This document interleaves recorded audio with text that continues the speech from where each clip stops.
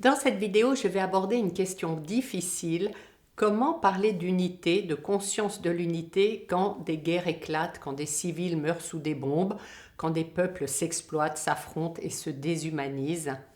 Tu vas comprendre pourquoi la guerre peut être comparée à une maladie auto-immune de l'humanité et en quoi notre perception de séparation nourrit la violence collective.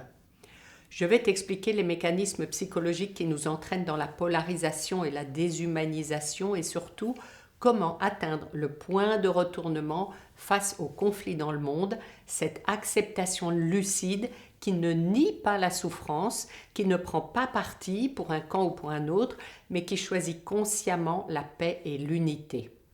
À la fin de cette vidéo, tu auras des repères clairs pour rester engagé, lucide dans ton humanité, sans te laisser happer par la fragmentation du monde.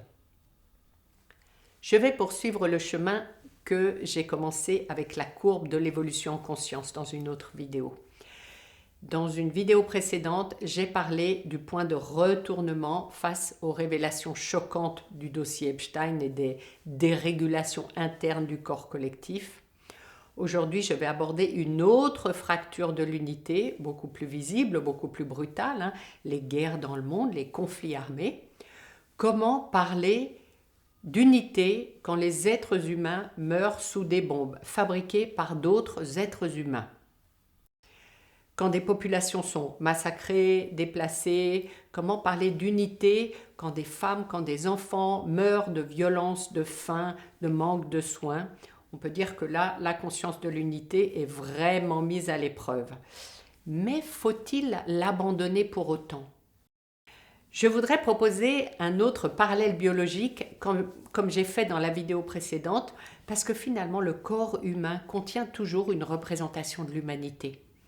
Tu connais les maladies auto-immunes, c'est quand le système immunitaire qui est censé protéger l'organisme identifie certaines de ses propres cellules comme une menace et les attaque. Il attaque ce qui fait partie de lui-même. La polyarthrite rhumatoïde, la sclérose en plaques, ce sont des maladies où le corps ne reconnaît plus qu'il s'agit de lui-même, d'une partie de lui, que ce n'est pas un ennemi extérieur qui le détruit, c'est le corps qui se trompe de cible. Quand je regarde les guerres, je ne peux pas m'empêcher de voir cette analogie de l'humain qui se trompe de cible. Nous vivons ensemble sur une seule planète, pour l'instant à ma connaissance. Nous respirons tous le même air, nous dépendons tous des mêmes océans, des mêmes ressources, des mêmes cycles climatiques. Aucune nation n'est isolée, biologiquement ou écologiquement, on l'a bien vu en 2020. Et pourtant, nous continuons à nous percevoir comme séparés et agir les uns contre les autres. La guerre naît souvent d'une peur qui active notre système de survie. Et quand le système de survie prend le dessus, le cerveau simplifie, d'ailleurs il coupe les connexions, c'est le cerveau reptilien qui prend les commandes et on ne raisonne plus. C'est le cas de beaucoup, on dirait, de nos dirigeants à travers le monde.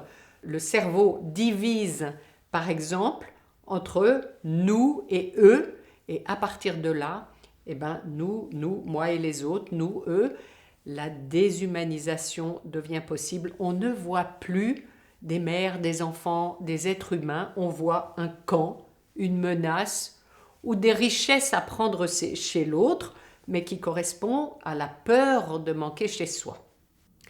Il y a un mécanisme étudié en psychologie sociale qui est que le désengagement moral permet de justifier l'injustifiable quand l'autre n'est plus perçu comme pleinement humain. Et cette polarisation, elle agit comme une forme d'hypnose collective. Plus la pensée se rigidifie, plus l'humanité de l'être humain, l'humanité en soi, disparaît. Alors, si nous sommes un seul organisme planétaire, chaque guerre est donc une forme de auto-attaque. Et c'est pour ça que je répète souvent que vraiment les guerres, les conflits armés sont les maladies auto-immunes de l'humanité. Je trouve que c'est exactement ça. C'est ce que je constate en tout cas. sans aucun jugement, sans parti pris. C'est qu'au niveau du vivant, nous nous attaquons nous-mêmes. Dans tout système vivant, une crise majeure est le signe qu'un réajustement profond est en cours. Les perturbations ne sont pas uniquement des effondrements, elles peuvent être aussi les prémices d'une transformation profonde, et je pense qu'on y est car j'en ai parlé dans d'autres vidéos, mais je résume très rapidement. Les grandes planètes lentes et collectives sont en train de changer de territoire presque simultanément. C'est rare et c'est en général une bascule d'époque. Pluton s'installe en Verseau pour 20 ans, c'est une refonte des fondations. Neptune en Bélier pour 13 ans, c'est une conscience plus initiatrice qui cherche à naître. Uranus en Gémeaux pour 7 ans, c'est le champ mental collectif qui se reprogramme à grande vitesse. Et avec Saturne qui rejoint Neptune, en Bélier, certains systèmes peuvent se déliter pendant que d'autres vont tenter de se matérialiser. Et donc, quand 3 planètes lentes changent de signe en quelques mois, comme en 2026, avec une conjonction majeure dans l'axe de l'idéal et de la réalité, l'astrologie mondiale parle d'un changement de cycle civilisationnel. Donc, on n'est pas juste dans une période agitée, on vit un passage de réorganisation profonde du vivant. Alors c'est là que le point de retournement est important.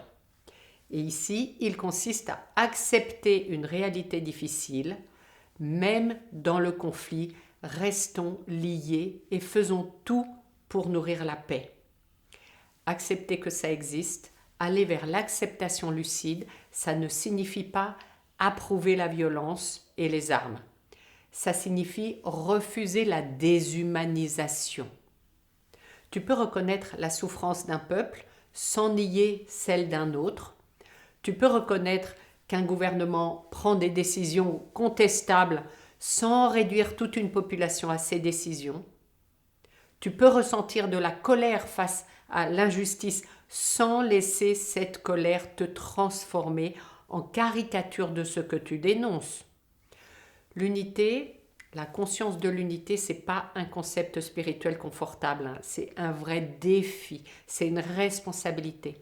C'est la responsabilité de considérer que chaque victime de guerre et chaque soldat fait partir du même corps humain que toi, moi, le corps de l'humanité.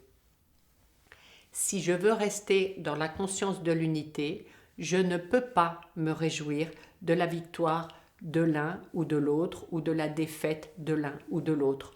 Je reste dans la mobilisation pour la paix, pour la guérison de l'humanité.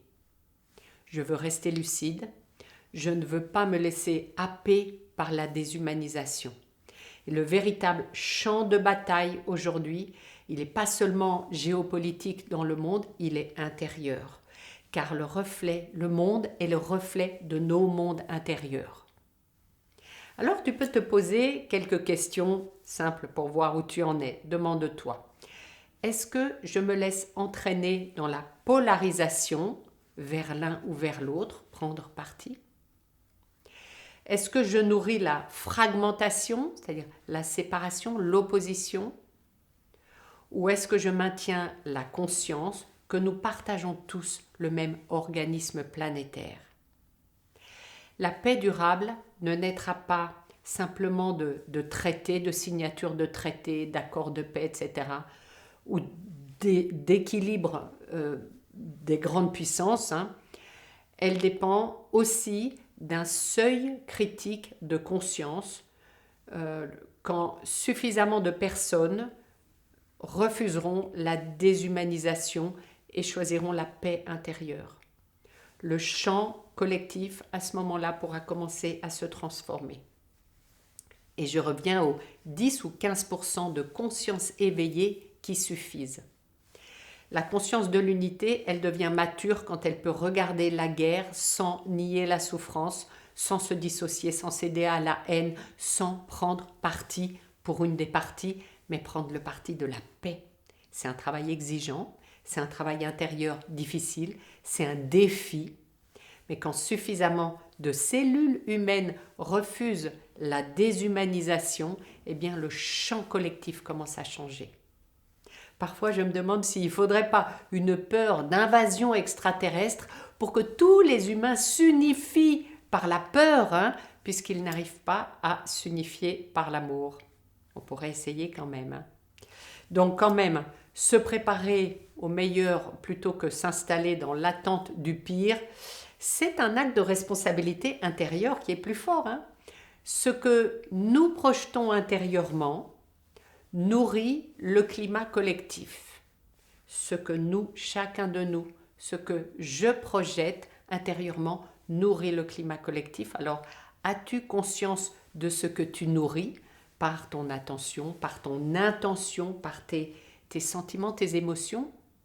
Parce que c'est ça qui crée le couloir de ta destinée individuelle et collective. Et c'est ainsi que l'humanité évolue en conscience ou pas. Dis-moi ce que tu en penses. Dis-le-moi en commentaire. Est-ce que ça te semble cohérent? Et toi, où est-ce que tu en es? Je serai heureuse de te lire. Je réponds toujours. Alors à bientôt, ici ou ailleurs. Et souris-toi.